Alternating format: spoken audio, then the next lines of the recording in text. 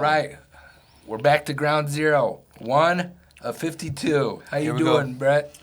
It's kind of how all of our businesses start right now. Back to zeros, right? It's like kind of the fun thing to go, okay, regardless of what kind of year you had, good year, bad year, indifferent year, you gotta roll back to zeros and see And that's what why happens. I think so many people do. Like, I've never been a huge New Year's guy. I never grew up really celebrating it or even thinking about it. And I'm still kind of that way. Like, it's just another day to me. But I do understand the relevance of, like, starting fresh, regardless, like you said, if you had a killer year or a shitty year in 2022, well, fuck, now we're ready for a new year. So even, like, it's like the same, like, philosophy, like, you can't really rest on all the success you had a month ago because today's a new day, or can't beat yourself up about all the failures that you had. You right, can't let those keep you down either. Yeah. So I do have respect for it. Yeah. And I'm not even a big New Year's resolution guy, but it is always nice to refine, like if it's in your personal life or business, like what can we do better? Because I think everyone's always trying to do better. At least I hope they are. And the new year really puts that to the forefront. So that's what I do like about it. So, yeah, I think the biggest thing for me, man, is I'm pretty like routine oriented. So the holidays always kind of screw me up because they kind of screw up my routine. Yeah, me so too. It's like it does give me a reason to say, okay, like what does the next year look like? So I sit down, I write out I sent it out to you guys yesterday.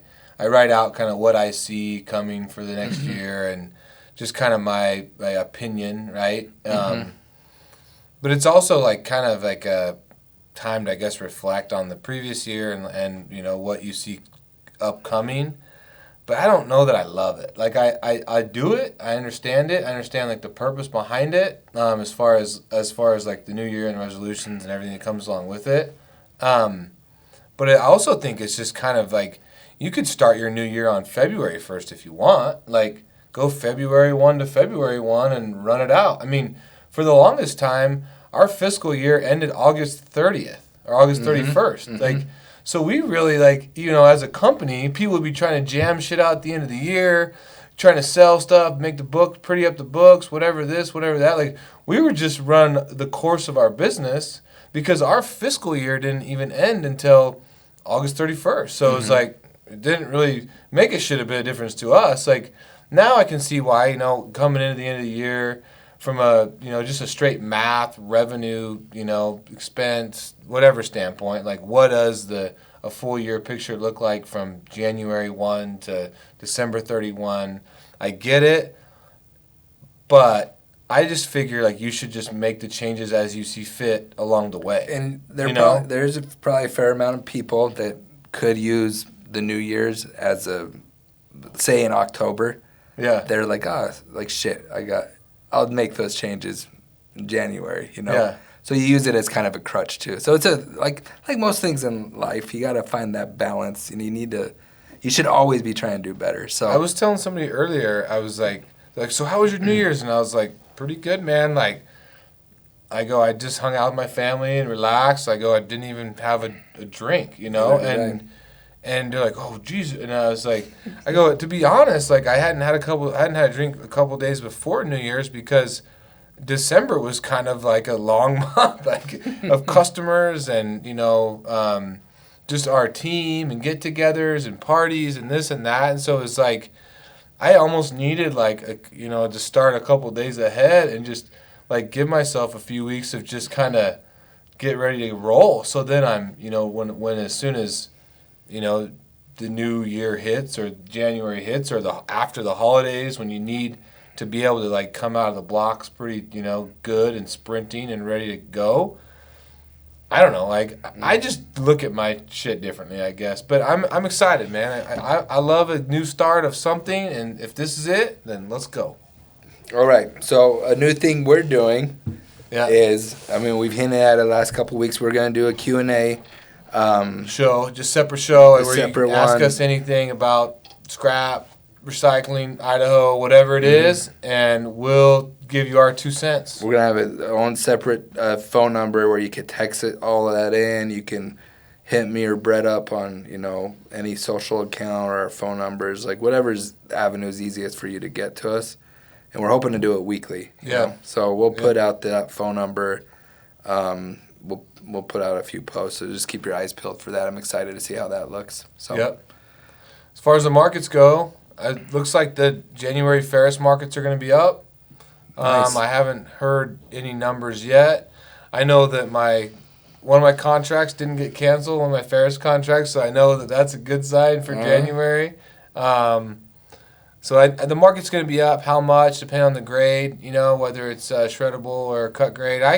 I could see $10 to $20, maybe. I don't know. Nice. I think and we saw ups in December where we didn't see that coming. So you see ups and 2 months in a row. I think December was sideways-ish for a few items and then up on a couple. But I ultimately, like, it's definitely a flow thing. There's not as much material out there as there was at the beginning of the year last year. We've had a pretty gnarly start to the winter here. Cold, snow, ice. Then it was 52 degrees last week or something. Yeah, I mean, it's been a weird. It's been a weird start to the winter, but in general, you can't be mad about up money when it comes to Ferris. Non-Ferris, what do you see? That's tough. I mean, everybody's calling for a strong copper year, right? So, copper's off. I just looked at it. It was 4 or 5 cents this morning. It started out a little bit up. Nickel's screaming again, which is a good thing, I think. It helps your stainless pricing and some of your alloy pricing. Palladium is getting crushed this afternoon again. Platinum's holding its own. Green. Rhodium's holding its own. And aluminum is down a little bit. But then the stock market in general was started out this morning kind of positive, and it's going to end on a pretty sour note with a strong dollar, and I think is that why it's doing that? The dollar, the dollar was kind of sideways-ish. It was up slightly this morning, and it's kind of went on a tear. So, which that definitely has kind of pushed the market off. I think we're still in a kind of interest rate dollar-driven market environment that's going to drive the pricing. So. Those are the big factors I see in this month. But generally speaking, I'm not as bah humbug as a lot of people out there are when it comes to 2023. I could be proven wrong, but I feel like there's going to be plenty of opportunity in 23 to capitalize if you're willing to go out there and make it happen. Regardless if it is good or bad, what's the point of even fretting about it? Just go at it. Control what you can control, man. If it's cost, control your costs. Yeah. If it's revenue, go find more revenue. If it's, whatever it is, go find it, figure it out, and solve your own riddle. I've been through a couple, down economies while I've worked with you, and we've always made it through. So I got no doubt, good or bad, we're going to be fine. I mean, really, our customers here in the Boise area, they're all still really busy, so I think that's a good sign too. Yeah. So a lot of them, I ask them when I see them, what do you see? Oh, we're gonna be busy.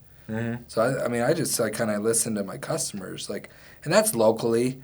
So Boise's always been a little bit segregated from the rest of the country sometimes. Yeah. So I think Boise area is gonna be good, but I would hope the rest of the country is gonna be good too. But I think we are still a reflection of, to a certain extent, of what's going on in the general macro economy. So we'll see what happens, but I'm still optimistic.